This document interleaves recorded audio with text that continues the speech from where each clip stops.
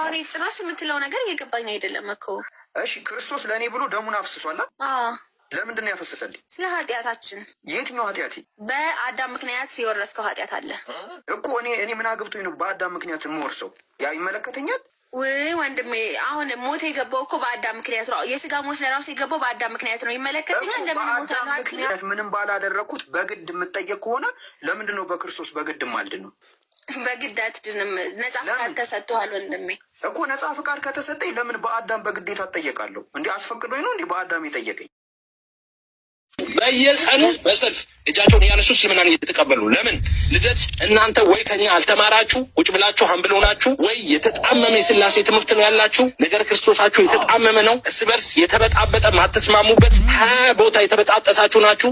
ዲያቆን ሕዝቅያስ እንዳለው 20 ሊቃውንቱ እንኳን የማይስማሙበት ቤተ እምነት ነው ያለው። ኦኬ መሰረታዊ እንኳን የሚባለው የስላሴ ትምህርት ላይ ተመሳሳይ ትምህርት የላችሁ፣ ወጥ ትምህርት የላችሁ። እንዳለ እዚህ ጋር አምስት የስላሴ አካል አድርገህ ስታበቃ እዛ ጋር ደግሞ ሄደ አንድ መለኮት 3 አካል ትላለህ። ስለዚህ ህዝቡ እየሄደ ነው ወደ እስልምና ከእናንተ ወጡ። ስለዚህ አትናደዱ። ደግሞ ይኸው እስልምና ነው የሚሄዱት። እናንተ ጋር መቆየት አይችሉም። ለምን? አልተማራችሁም። እናንተ የሰንበት ተማሪዎች ናችሁ። እውቀት የላችሁ። እንደ ድሮ እየመጣችሁ ብትማሩ እኛ ጋር ጥሩ ነበረ። ድሮ አያችሁ አይሄዱም ነበረ። አሁን ሳይማችሁን እናንተ የምታሳልፉት እዛ ጌም በመጫወትም ላይቭ ላይ መታችሁ እንደ ድሮ እኛ እግር ስር መማር አቁማችኋል። ስለዚህ እየሄዱ ነው ወደ እስልምና። ልደት አይቤጊዩ ኑና ስላሴ ትምህርት ተከታታይ ሳስተምር ናና ተማር። አየህ ዛሬ እንዳስተማርኩ ምንም እንከን የማይወጣለት የስላሴ ትምህርት ነው ያለን እኛ ወንጌል አማኞች። ስለዚህ መተህ ተማርና ወደ እስልምና በሰልፍ የሚሄዱትን ታደግ። በስላሴ አካላት ዘንድ አብ የበላይ አስተዳዳሪ ነው ማለት የስላሴ አካል ተብሎ ከተጠራ መርሳት የሌለባችሁ ስለ ወልድ ብቻ አይደለም ስለ መንፈስ ቅዱስም ነው። ስለዚህ ኤፍሬም አብ የመንፈስ ቅዱስ አስተዳዳሪ ነው እያልከን ነው። ይህንን ነው የጠራ የነቃ ጥርት ያለ የስላሴ ትምህርት አለን የምትለው? አብን የበላይ አስተዳዳሪ አድርገህ የምታስቀምጠውን ትምህርት እንደዚህ አይነት ነገር እኮ ነው ሰዎችን ወደ እስልምና እየወሰደ ያለው። እንደዚህ አይነት ትምህርቶችን እየሰጠ እኮ ነው ሰዎች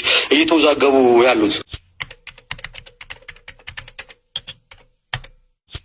እውነተኛው ሰላም ነው ወገናችን። ሰላም ናችሁ? እንዴት ነው?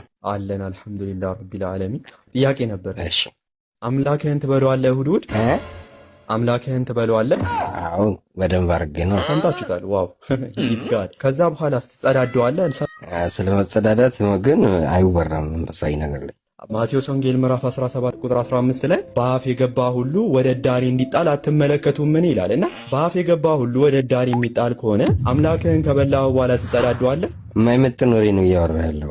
ይመጥናል። መጽሐፉ ላይ ያለውን ነገር ነው እያወሩ ያለሁት። እና ኢቨን አንድ ልጅ አስታውቋል አምላኩን። ከዛ በኋላ ያስታወቀውን ነገር በልቷል። አንተስ ትጸዳደዋለህ ወይ? አምላክህን በለዋለሁ ብለሃል። ከበላሁ ትጸዳደዋለህ? ስለ መጸዳጃ ቤት አትጠይቀኝ። መጸዳጃ ቤት ሂደህ ሶፍት ይዘህ መጥረግ ትችላለህ። በቃ ጭንቅላትህ በቃ ቀፉ ነው ማለት ነው።